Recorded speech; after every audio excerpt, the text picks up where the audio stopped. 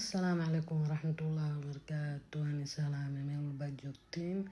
Maanta videogeena wuxuu ku saabsan yahay aroos. Mabaadeen aroos baa maanta saadeynaa soo baxna lasoo baascaalan lasoo qaraaxeysta asxaabe.